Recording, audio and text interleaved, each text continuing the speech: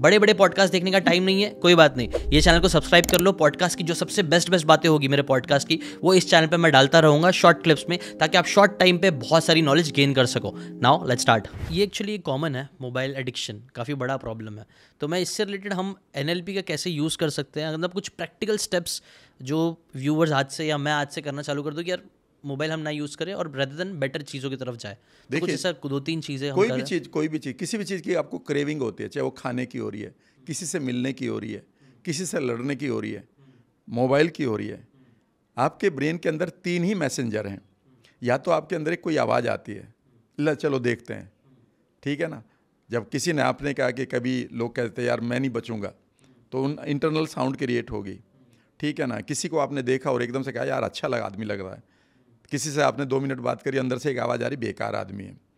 याद रखिएगा, जो भी आपकी इंटरनल वॉइस है, अगर आप उसको एक बार पढ़ना शुरू कर दें तो देखिएगा पहली चीज़ होगी, जो ऑडिटरी लोग होंगे, जो आवाज़ वाले लोग हैं, उनके अंदर एक आवाज़ आती है, यार ये काम मुझसे नहीं होगा, ये नहीं होगा। तो इन लोगों को आवाज़ आती है, यार मोबाइल में देखता हूँ कोई आ गया, शायद कोई नोटिफिकेशन आया, शायद कोई वीडियो आ गई होगी, यार कोई मैसेज तो नहीं आ गया।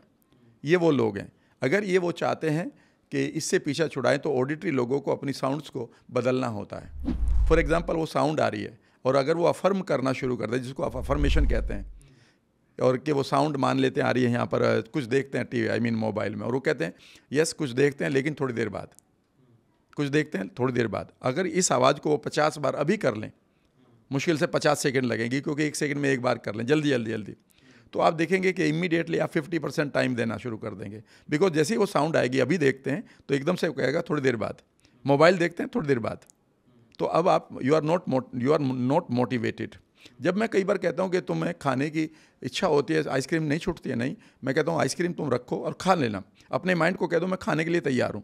लेकिन जब पीक आ रहा है आपकी सलाइवरी ग्लैंड का, यानी कि पानी जब पीक पर निकल रहा, तब नहीं खाना।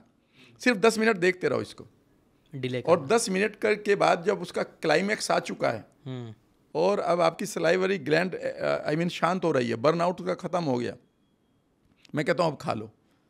आप कहेंगे कि यार मेरी तो इंटेंसिटी कम होगी। यार 20-25 दिन कम करते रहो इंटेंसिटी, एक दिन छूट जाएगी शुगर आपकी, फ्री हो जाओगे इस जहर को जो खा रहे हो। शुगर तो एक और ये सब मिल्क प्रोडक्ट तो कई बार इतने नुकसान करते हैं। अब दूसरी बात, लोग होते हैं जो विजुअल लोग होते हैं, उनके अंदर विजुअल चलते हैं। ऐसा लगता है कि कोई मैसेज उनके लिए दिखाई दे रहा है, किसी आदमी का फोटो दिखाई दे रहा है, कभी आप भी देखिएगा। इन लोगों को याद रखिएगा, ये बहुत तेज से काम करते हैं। विजुअल एकदम से फ़ोन उठा लेता है। मैं विजुअल भी हूँ और ऑडिटरी भी हूँ, अच्छा ठीक है ना। मैंने अपनी तीनों सेंसेस को NLP से बढ़ा लिया था, फीलिंग वाला भी हूँ। पहले मैं सिर्फ विजुअल ही था, किसी भी चीज़ को देखकर उसी में घूमता रहता था, ठीक है ना। तो मैंने अपनी तीनों सेंसेस को फिर बैलेंस किया। तो जैसे ही मैंने देखता हूँ कि जब भी मैं मोबाइल उठाता हूँ तो कई बार साउंड से पहले पिक्चर आ जाती है, यार उसका तो मैसेज नहीं आ रहा, यार वो तो नहीं कुछ भेज रहा, यार वो इस ग्रुप में तो जो वो देखते हैं अभी मेरी लीड कॉस्ट कितनी आई है, ठीक है ना। तो वो विजुअल्स आ रहे हैं, ठीक है ना। अगर आप इन विजुअल्स को स्विच कर लें, यानी कि आप इमेजिन करें कि वो विजुअल यहाँ है, उसे एकदम से तेज से हटाएं और यहाँ पर अपना विजुअल हंसते हुए देख लें और वो कह रहे हैं थोड़ी देर बाद। तो जैसे ये विजुअल आएगा, आपने इसको एकदम से ट्रिगर कर दिया। जैसे मैं मान लेते हैं, मैं आपकी कार के पीछे एक डब्बा एक रस्सी से बांध दूँ, जहाँ कार जाएगी तो डब्बा तो जरूर जाएगा, जब तक आप तोड़ेंगे नहीं। इसका मतलब है ये डब्बा it has become an integral part of your car, जब तक आप इस रस्सी को नहीं तोड़ेंगे, राइट। सो जैसे ही आपको ये विजुअल आ रहा, तो दूसरा विजुअल भी आ रहा है, and suddenly will come out of it. और ये हर पेरेंट्स को NLP इसलिए सीखनी चाहिए कि वो कम से कम बच्चों की लाइफ बचा लें, क्योंकि टीनेज में जो उनके हार्मोन्स रिलीज हो रहे हैं वो कम्प्लीटली डिस्टर्ब हो रहे हैं मोबाइल की वजह से।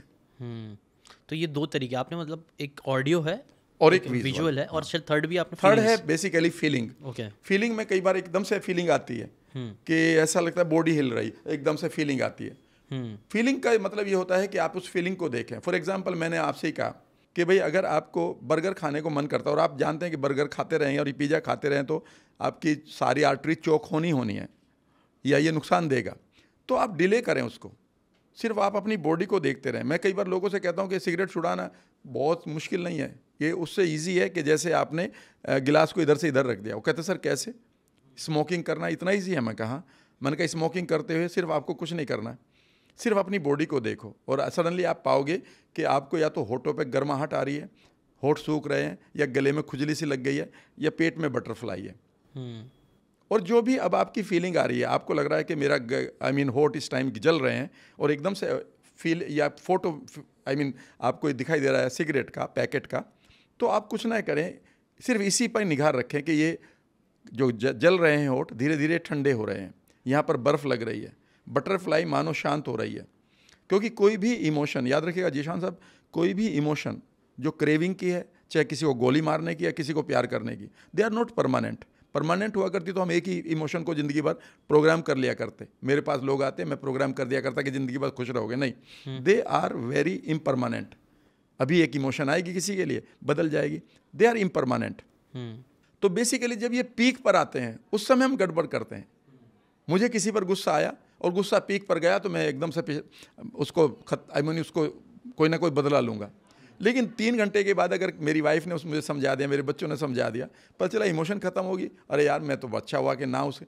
तो याद रखिएगा, जैसे ही आपको क्रेविंग होती है किसी भी चीज़ की, चाहे वो मोबाइल देखने की है, चाहे वो खाना खाने की है, उस समय आप सिर्फ एक काम करें, अगले 15-20 दिन तक अपनी क्रेविंग को ऑब्जर्व करें। जब आपके अंदर बेचैनी बढ़ रही है, पैनिक आ रहा है मोबाइल उठाने के लिए, वो आ कहाँ रहा, तो आप पाएंगे कि ऐसा लग रहा है कि छाती भारी हो रही है।